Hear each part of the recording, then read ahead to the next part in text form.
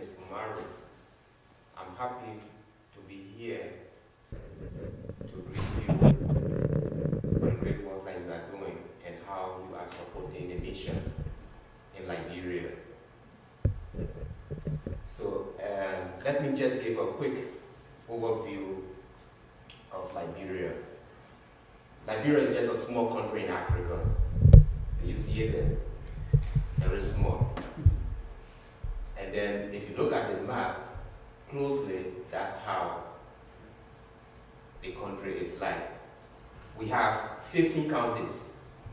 Liberia has 15 counties and 16 ethnic groups. So that's just an overview of Liberia. Liberia was founded in 1822 by the American Colonization Society. It was a place that would take the free slave from America back to Africa. And one of the reasons that was done is to Christianize Africa. So the American Colonization Society was a Christian organization.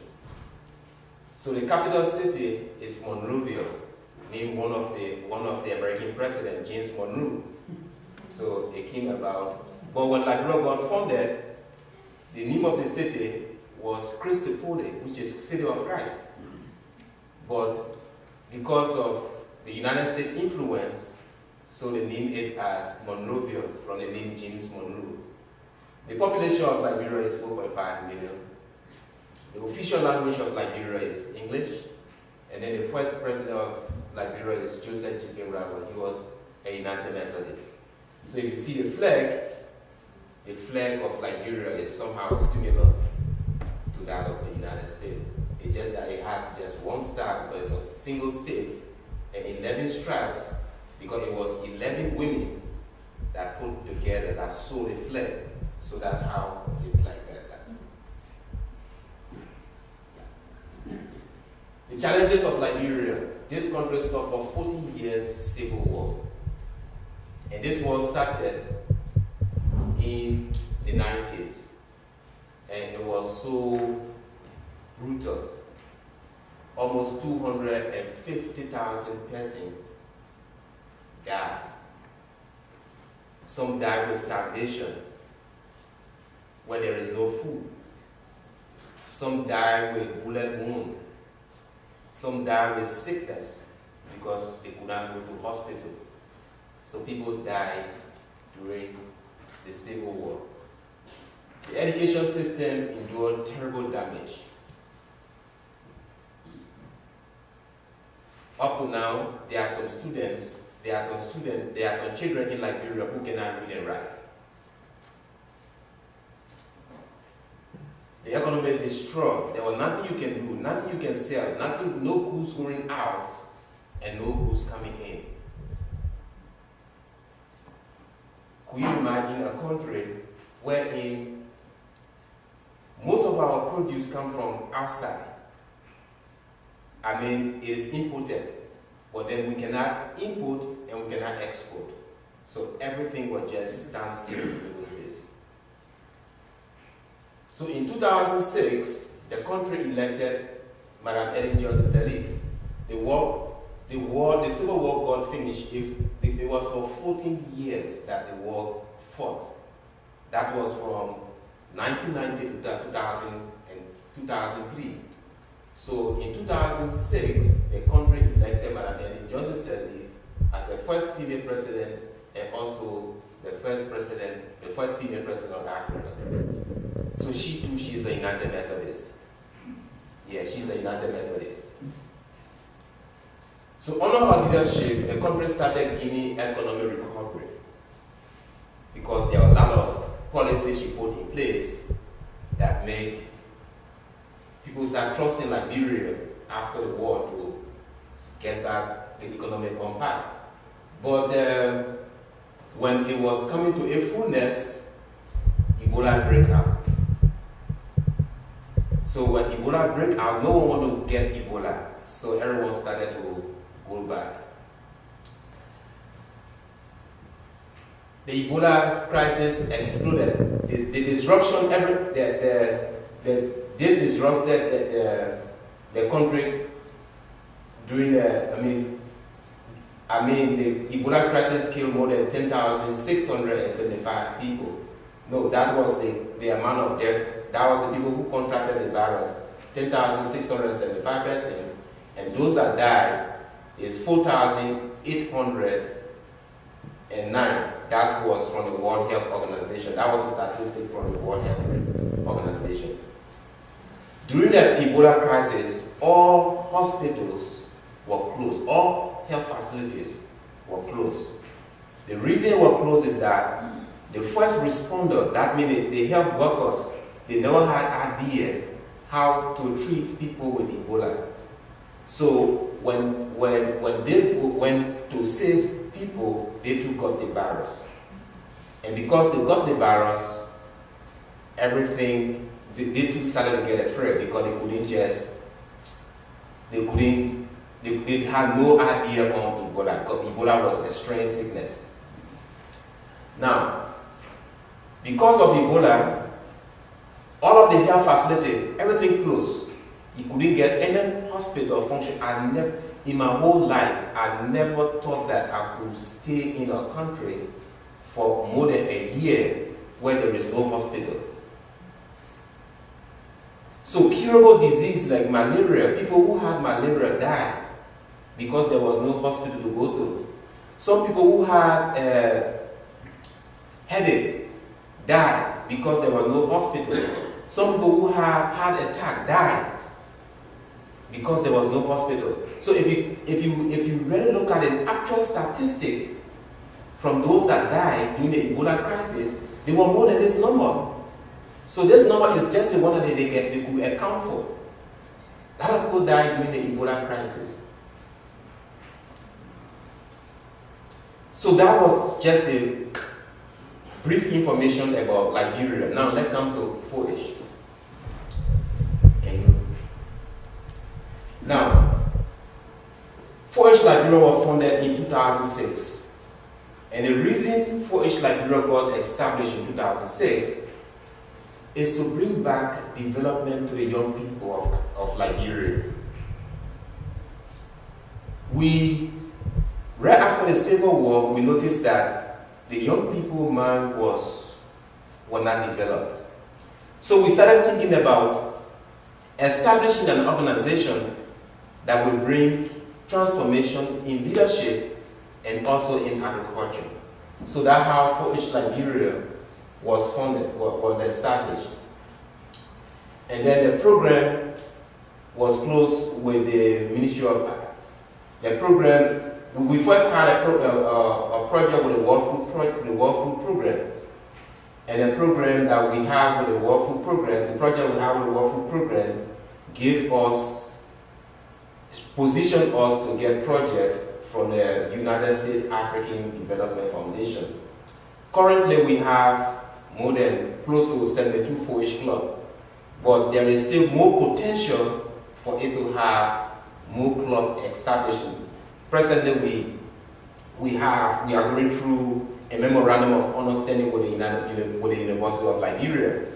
And when that is established, we're going to have university students volunteering within the 4-H program. So we're going to have hundreds of clubs over a few months from now.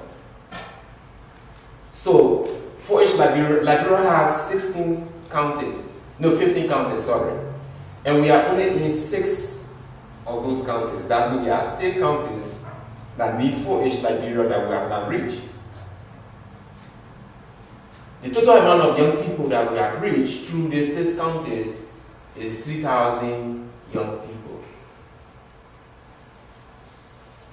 So, what we do, before we establish a club, we must train the agriculture instructor.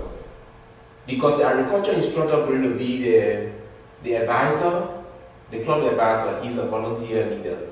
So, the first slide, the first picture on your left are the agriculture instructors that we took at the Central Agricultural Research Institute in Cary, in Bond County. So we took them there to learn agriculture skills and also skills in 4-H activities. So the next slide on the up slide, the next one on the other side, there are students posed in front of their nursery bed. We taught them how to do nursery because Africa is a very hot climate. So if you have your nursery, you must cover it with a shade. We taught them how to do it during the rainy season. We only have 2 seasons in Liberia. We have the dry season and we also have the rainy season. So during the rainy season, they will have to elevate the nursery bed and have the nursery in it so that the water cannot destroy it. And then during the dry season, they will come down on the floor because where they will have enough water, but they will have to cover it with shade so that the sun too cannot destroy it. So our students, they are well equipped into agriculture through the seeds that you are helping 4-H Liberia with. The next slide, there are students demonstrating how to get the seeds from the nursery bed. You have to take it very carefully, straightly to the planting bed. The next slide is some of our volunteers, female, teaching how to prepare the nursery bed. 4-H education is transforming life in Liberia.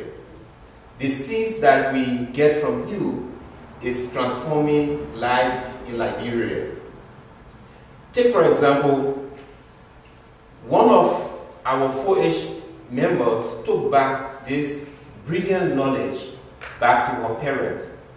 You know, her parent always used to plant the seeds. Do you know how they would do it? They would have a jar, like a cup, and then they take the seeds and put the seeds in a jar, in the water. They always have that belief that the one that sink, good, but the one that float is not good. That's how they used to do it. But it's possible that even the seed that float is not good. So when they plant seeds that in that category, when the seed is not good, they will blame it on witchcraft. They will blame it on by saying that the moon was not shining during the time they plant the seeds. And because of that, they have a poor farming season.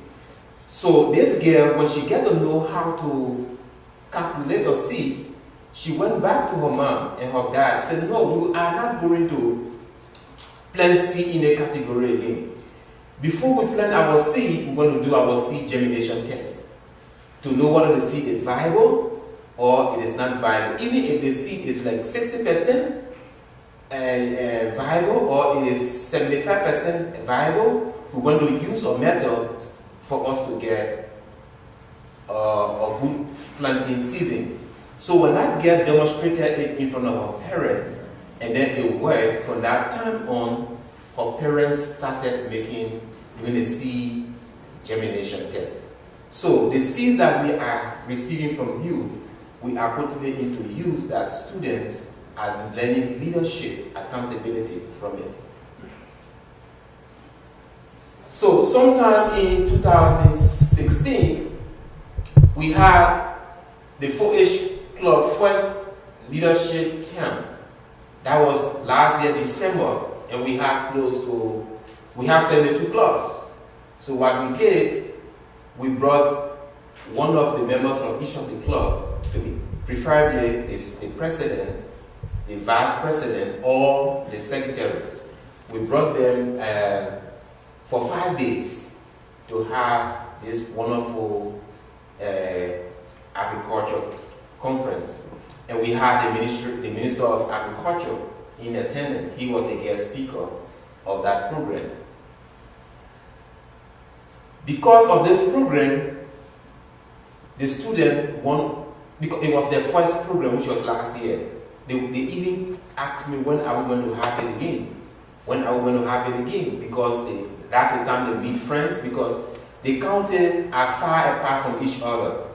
So when they met together and sharing together, learning from each other what is happening in their 4-H club, it really brought network.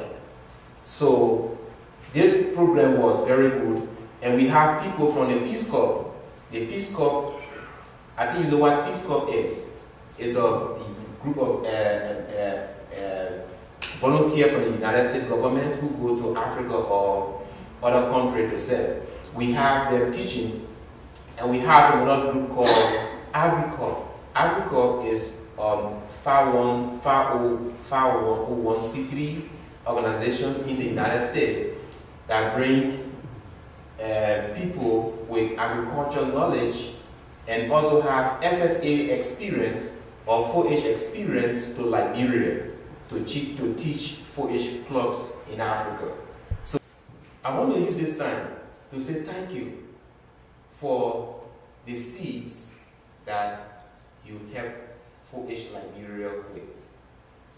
That seeds doing a great job for the students in Africa, specifically in Liberia. So after that, this year, we had our first national agriculture fair. I was not there at the time, but I got the report because I came on the Mandela Washington Fellowship in June 2017. June 17, I entered the United States, sorry. I entered in the United States June 17, based on the Mandela Washington Fellowship program. So before I left Liberia, because 4-H Liberia is not me, we have, even if I'm not there, we have people in Liberia that are still able to carry it in my absence. So my team, my colleagues in my absence, they were able to bring the students together in Monrovia, where they had the first 4-H Liberia Agriculture Fair. So some of the eggplants that you see there is the seeds that we get from you.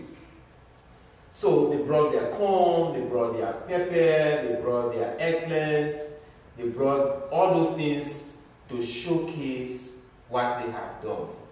So they brought those things to showcase to our government, to the public of Liberia, what they have done. But what we did, the 6 counties that we have, each one of the counties have their own agriculture competition, so that one school from each county will be selected. So we have 6 schools that came to the final in Monrovia. But all of the 72 schools came to only showcase their product, but only 6 go through the competition in Monrovia. So what we do is that we grade the school based, we have our criteria. We are not just going to just give you are the best school guy in the country just because you have a lot of produce. We will also look at your record keeping. Are you keeping record on what you are having? We're going to see your nursery bed, what are the challenges that you went through in your farming activities? And what are the mechanisms you use to overcome the challenges? All those things have to be, they will be quiz. We also want to see the leadership structure. Whether you have more female or it is only male dominant. So we also take record on that. We also want to see the parents' contribution in the club. So for every points that we have, if you're meeting this the criteria, you get point from it. If you do not meeting all of this, then your point will start to get lessen. So that's how we were able to determine the first winner and the second winner. So, this trophies is very much exciting. Children in Liberia like to see something that have the emblem of 4-H on it. So this trophy is exciting in a way that when they wear it with the medal, it motivates them. In fact, the very first time we carried the trophies in Liberia, every school was participating because they want to win the medal. They want to win a trophy. So even those who never got trophies, they are preparing next year that they want trophies. Yeah. So helping 4-H Liberia to receive these trophies is very much rewarding for us in Africa. It's too motivating. One of the medals costs $5 US, and we need 30 pieces of it. One of the medals costs $5 US, and we need 30 pieces because we have close to 30 students in the club. So if a club wins, we want to decorate each one of them with the $5 medals. And then the trophy, the bigger one costs $24, and the smaller one costs 80 United States dollars. So having this thing in Liberia, that the trophy in Liberia, is a very good thing that we are still seeking funding for. We also have our gender education project. You see the bag over there? You have on the 4-H. I am a volunteer in 4-H Liberia. So my wife, after graduating from the University of Liberia, I told her, no, you have to go and look for a job.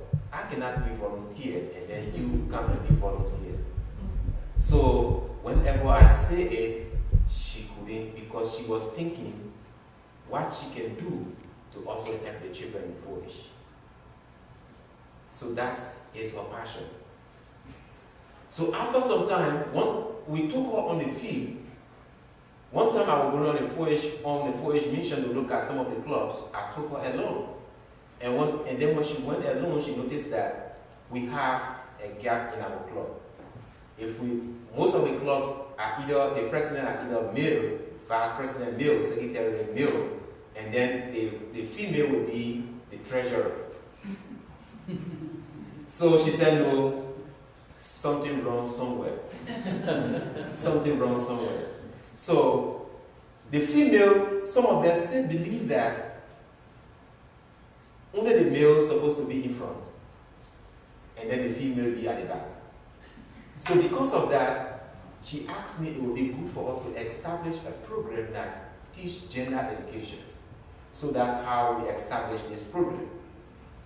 So this program brings girls and boys together for them to work in common to see how female too are important in the society. There is no specific job for a boy and specific job for a girl. So in this club, in fact, we only have this program in just one of the schools because it's still going through pilot testing. So, but the success story from this school, this bag is 100% sewn by hands. The children never use machine, they use needle and thread to fix this bag. One of the girls in this club took some of her bag that she sewed, that she fixed to her church. She told her mom, Mom, this year, all of my school fees will not come from you. I'm going to raise some of the money that I used from this bag, going to go for my schooling. In Liberia, most of the time our girls' children do not finish high school. It's because of teenage pregnancies. Children get pregnant sometimes at the age of 15, 14, sometimes at the age of 18 years old, and some of them will not see school again. And what causes teenage pregnancy is peer pressure. Some of them want to get money to be able to, because there are some parents in Liberia cannot give their children even lunch to go to school. So because of that, they want money. And because they want money, they go and have a boyfriend. And then because of that, they will get pregnant. So this project is also intended to, when these children sell this thing, they will have things that they can buy for themselves. They want slipper, they will buy a slipper for themselves. They will not depend on boyfriend. They will not depend on someone who will give them money because they want to have sex with them, so they can get pregnant before they marry. So these are the life that these are the things that we do in Liberia. Liberia needs search program. Liberia needs 4-H program. Liberia needs leaders that will be developed, that will transform Liberia. And the best place that you can find such a program is in a 4-H program. That is why every school that we are working with, they wholeheartedly receive us. There is none of them. We have gone to a school and then they say, no, even my office is situated at the United Methodist compound in Liberia. We have a memorandum of understanding with the United Methodist Church in Liberia. In the memorandum of understanding, the United Methodist will give us an office space in Monrovia where we have the headquarters. And one of our tasks is to establish a 4-H club in the United Methodist schools. So when you all of these, the 72 schools that we have, some of these schools are United Methodist schools. So that ends my presentation. But before I end, my friend Celeste, thank you very much. With her husband George, thank you very much. We have a little fundraising activities of flour so that we can be able to raise funds to have these trophies so that children can be appreciated, can be motivated for the work that we do in Liberia. Thank you very much.